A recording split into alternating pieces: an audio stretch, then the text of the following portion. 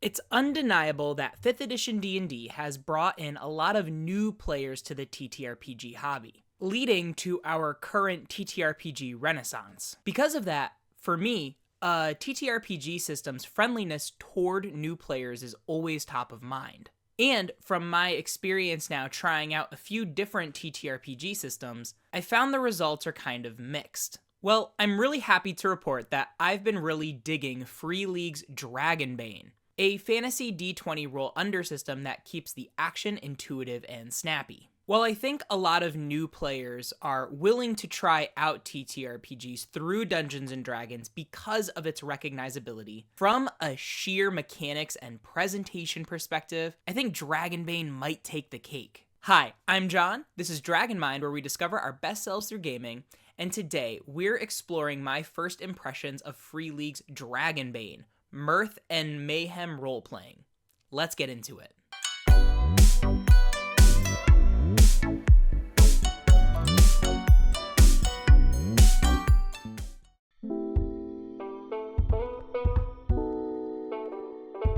Dragonbane is a fantasy TTRPG published by Free League, a Swedish game company that also produces some maybe recognizable titles like Morkborg, Symbaroum, and the Alien TTRPG. Now, it's the latest edition of a game called Drakar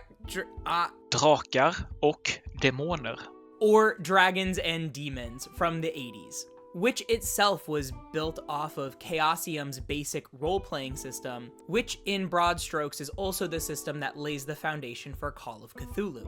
Now, I loved my time playing Call of Cthulhu, especially the roll under system. In many other TTRPGs I've played, usually there's a roll high system, where you roll some kind of die, apply some modifiers, and then compare the result to a target number, sometimes predetermined but other times determined on the fly by the GM. And although this process seems simple enough, by going through multiple little steps, it can potentially take some time, with the player trying to do some mental math, then reporting the result to the GM, who then has to decide whether it made it or not, and then come up with what actually happens in the game's fiction. The nice thing about these roll under systems like Call of Cthulhu or Dragonbane is that the target numbers for your rolls are already on your character sheet. And rather than adding or subtracting modifiers, you roll the die, and whatever you roll, you compare to the target number, and if you either meet it or get under it, you know you succeeded. For example, in Dungeons & Dragons, if you're making an attack roll with a weapon, you have to roll the d20, add your ability score modifier, potentially a proficiency bonus, and you have to meet or beat a target's armor class. In Dragonbane, if you're swinging at a creature with a sword, that creature doesn't have an armor class. If your sword skill is, say, a 12, if you roll a 12 or under on the d20, you know you hit it and you roll damage. And instead, a lot of the calculations on the DM side of things either has to do with that creature's resistance to a certain kind of damage or the armor they're wearing, or both. But there's a removal of kind of these extra steps of having to do some mental math on the player side of things and then check in with the GM. Now, because I'd already played Call of Cthulhu and I kind of knew the system going in, I didn't have some of the same emotional hangups I guess other players coming from D&D can have with Dragonbane. Because in D&D, natural 20 is the best thing you can get on a D20 roll, but in Dragonbane it's actually the worst because again, you're trying to roll low. Now, before I dive too deeply into the game's mechanics, it would be criminal of me not to point out the sheer value you get from Dragonbane's core box set.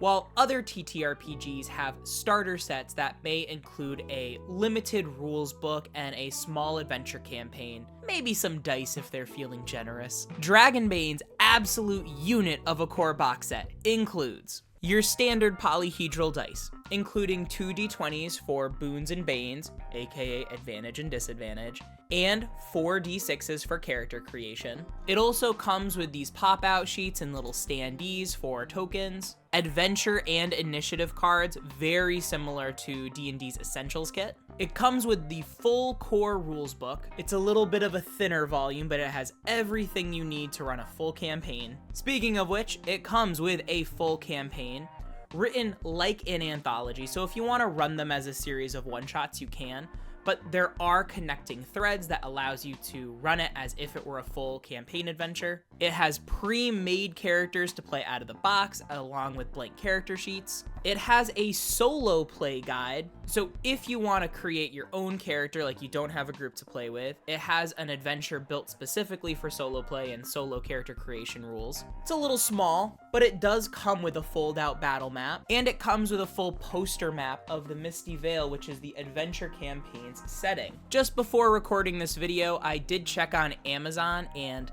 the cheapest I found that core box set was for $30. That might include shipping, I'm not sure, but it definitely averages out to about $40. Of all the TTRPG products I bought, that definitely has the biggest bang for your buck. In addition, I found the game's instructions to be wonderfully straightforward. Even playing a game that ultimately ended up being a little simpler, like Vampire the Masquerade or Pathfinder, I was always second guessing if I was playing the game quote unquote right. It always felt like there might be rules I was missing because I didn't seem to really be getting the result that the adventure seemed to assume I should be getting.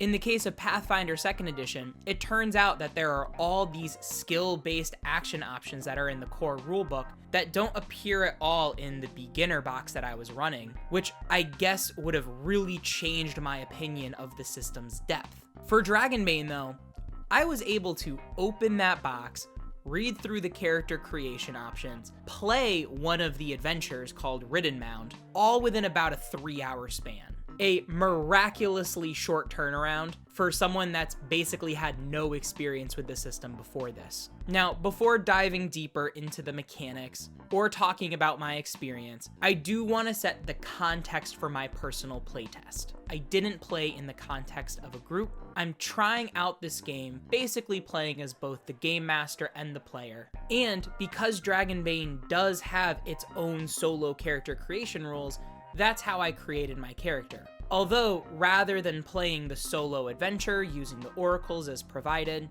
I did just play through one of the adventures included in the campaign book. That being said, I think I got a really good sense of the system and its strengths from playing it in this way. We'll talk about it a little later, but the way that the ferocity system ended up working out, I felt like I got a really good taste of what combat in the game looked like, even though the adventure was balanced for more player characters. I also think overall, if I were to bring this game to my table, I think it would be an easier sell to at least play 2 or 3 trial games than some of the other games I've played so far. So with that out of the way, let's dive into the game's mechanics.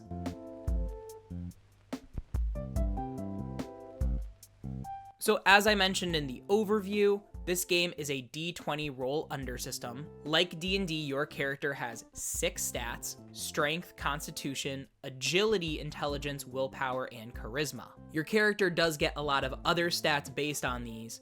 So like your character's starting hit points are equal to their constitution, their movement speed is adjusted by their agility, their strength affects their carrying capacity, and one of the key streamlined resources I love is willpower points, which starts off equal to their willpower. Willpower is the primary spellcasting resource of magic users, and it's also the resource that other abilities draw on, like the evade ability. These 6 main stats also determine the base chances for your skills, although these base chances are a lot lower. So for example, my character had a 13 intelligence, which means that for all of their intelligence skills, their base was a 6. However, if one of those was a trained skill, you get to double the base chance. And you get a decent amount of trained skills. So for the most part, most of the skills I really cared about ended up having like a 10 or 12. So I basically had at least a 50% chance of succeed when I was trying to roll equal to or under. Now, your character's training with weapons are also a skill, just like awareness or bushcraft.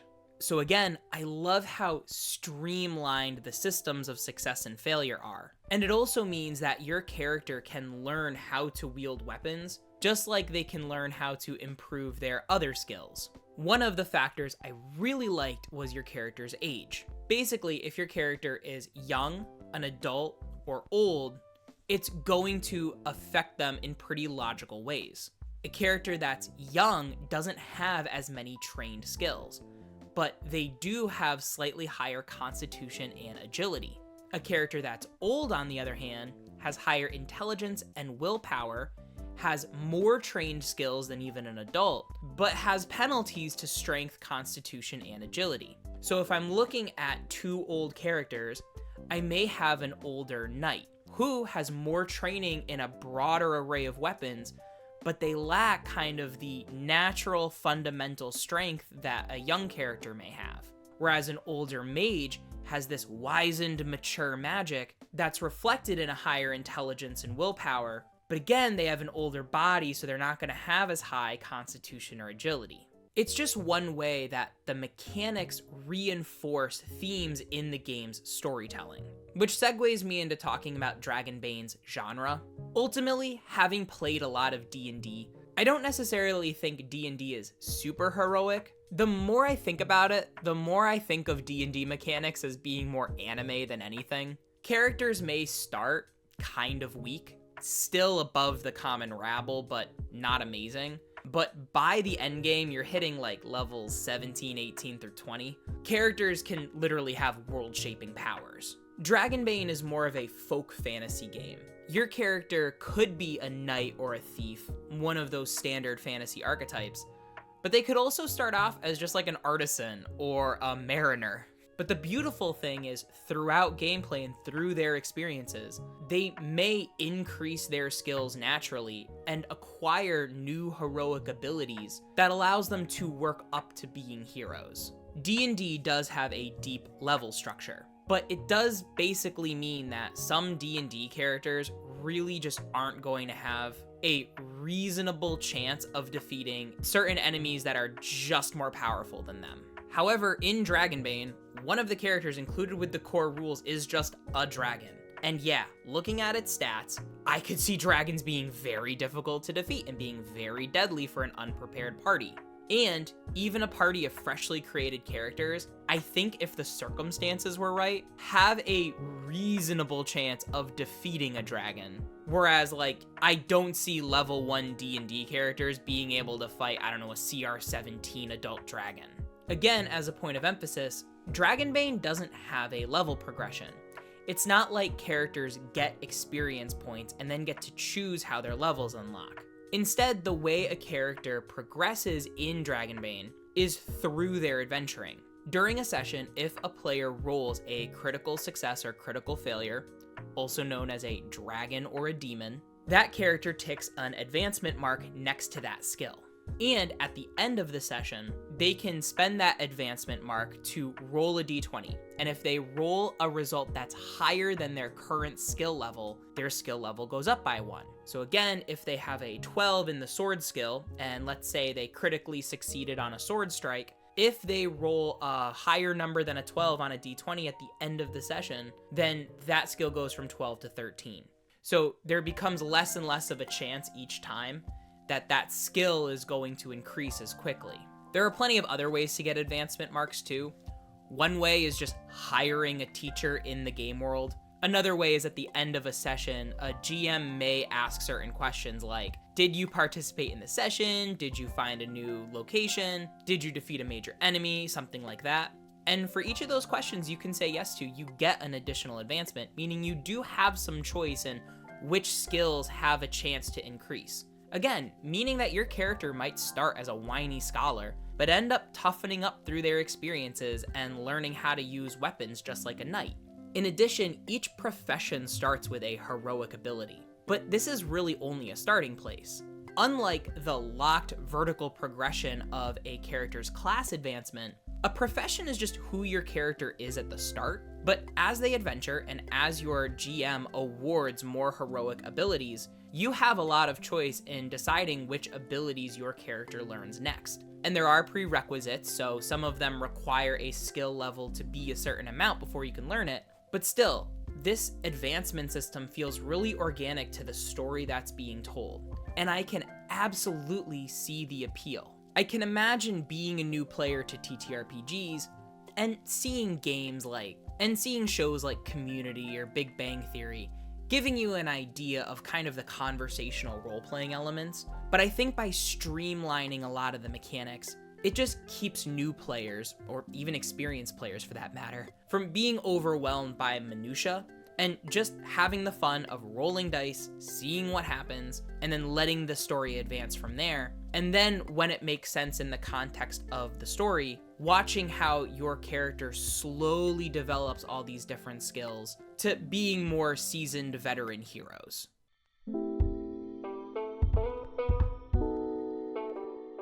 Which brings me more to the GMing side of things. Again, a lot of times I'm prioritizing how easy it is for players to pick up, because game masters tend to be TTRPG enthusiasts. They have a lot of excitement going into the role, which can then act as a motivator for learning some of the harder to understand details of a game. But thankfully, Dragonbane also makes GMing a lot of fun.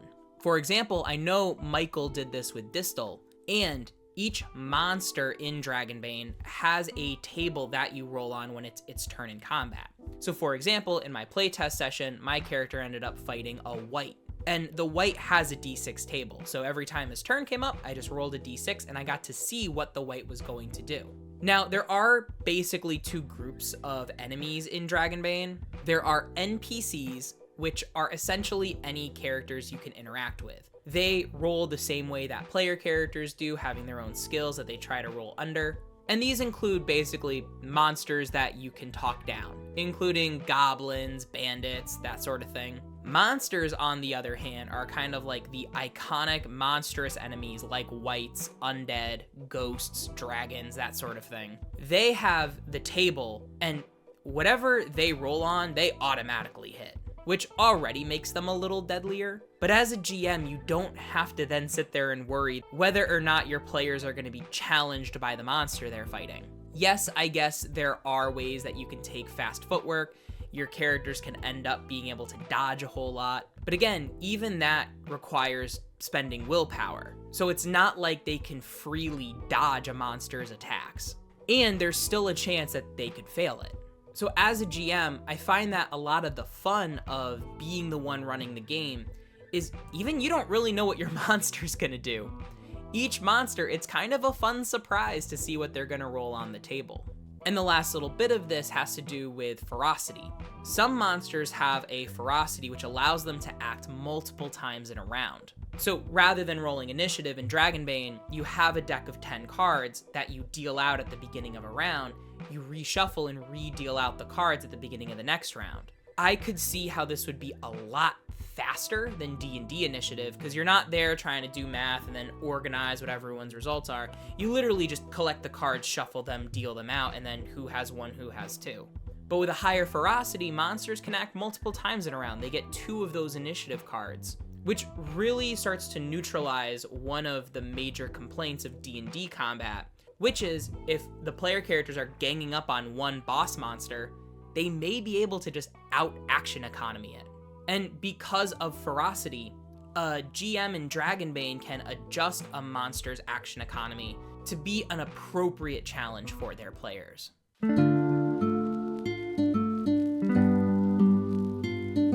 So all that being said, I think that the one weakness of Dragonbane is also its greatest strength.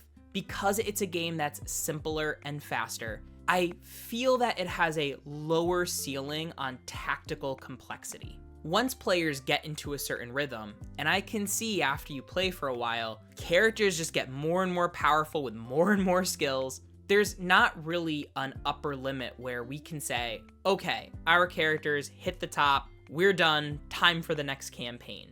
I can see Dragonbane games potentially fizzling a little bit earlier. Sure, I'm sure there are campaigns like the one included with the core set. You can run that story through and then be like, all right, we're done with this campaign, let's roll up new characters and go to the next adventure. But again, while I feel that Dragonbane is an excellent onboarding system for new players to experience TTRPGs, there is something to be said about how long a certain game is going to be played. And that's where I think something like Dungeons & Dragons strikes a good balance, because there are obvious higher level enemies that players can work up to in a very measurable way, that being levels, And rather than just getting excited maybe for one or two more heroic abilities, players in D&D love unlocking what their class gets next. Again, I'm not saying D&D is a better system, and I can see why, for my table, Dragonbane may be a refreshing pattern interrupt, but not a long-term substitute for D&D. Now, of all the systems I've played so far, besides D&D, I think Dragonbane is definitely my favorite. It's by far the most accessible, both in terms of understanding its rules, the low cost of its main materials, and its potential to be added on to over time. Again, I don't think it'll replace D&D as the main system my table plays, but I do think that in terms of just sheer role-playing and how the mechanics support character development, I do think I have to give it to Dragonbane over D&D. So now, I want to hear what you have to say. Have you played Dragonbane or another Free League TTRPG? Are there things about Dragonbane that you like more than other TTRPGs, or are there some weaknesses I haven't thought of yet? Do you prefer rolling under a target number, or do you like the more dynamic resolution of roll high mechanics or Dagger Heart's 2d12 system? Let me know in the comments down below. Have an awesome day, and remember, your story matters. Bye-bye now.